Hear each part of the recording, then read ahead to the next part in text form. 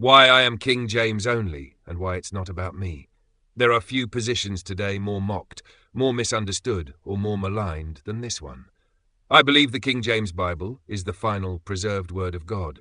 Say that publicly, and you will be called a traditionalist, a cultist, a fool, a conspiracy theorist, and worse. But here is what they never seem to ask. What if it is not about me? What if it is about him? This message is not about winning an argument. It is about preserving a promise, not defending a translation, but defending the testimony of God. Section 1, the real question.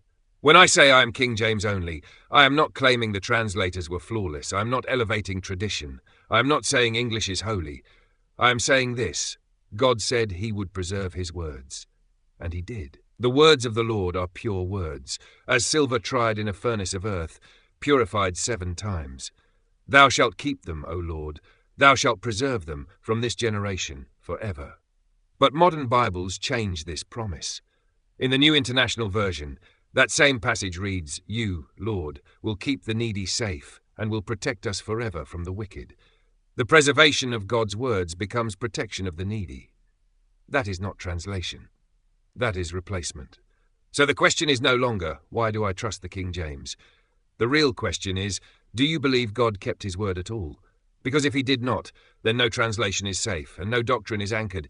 But if he did, then that word still exists, in one language, in one book, and only one book claims it, protects it, and confirms it. Section 2, the Bible that testifies of itself. The Bible is not just message, it is miracle. It is not just a library, it is a living structure. The King James Bible contains 823,543 total words, numbers, and structure elements. That is 7 times itself 7 times. No other Bible has this. No committee could plan this. No translator could force this. It was discovered by a man named Elton, verified by hand, confirmed by Brandon Peterson. Truth is Christ. And what do we find inside? I have seen an end of all perfection, but thy commandment is exceeding broad.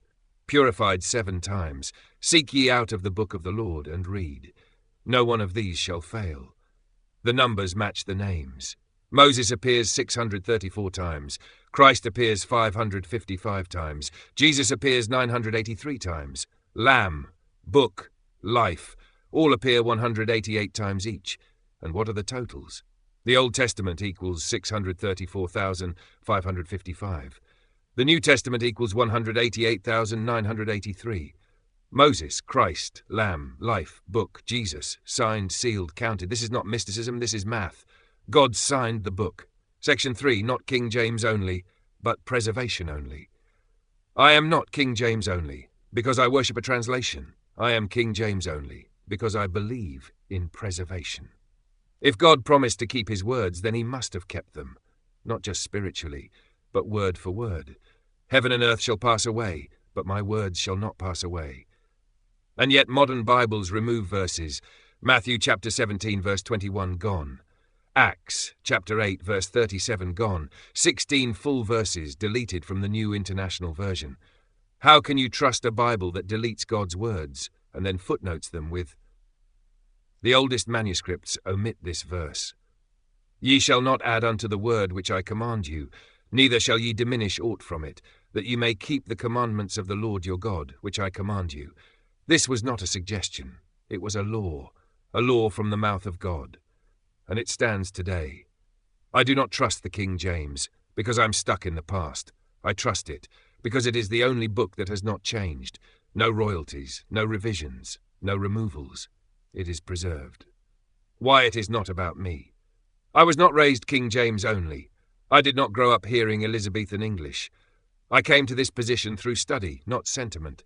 I believed the critics first, then I compared the Bibles, and only one stood the test. Only one book was preserved in full. Only one book revealed structure beyond human reach. Only one book confirmed itself. The war over manuscripts is a distraction.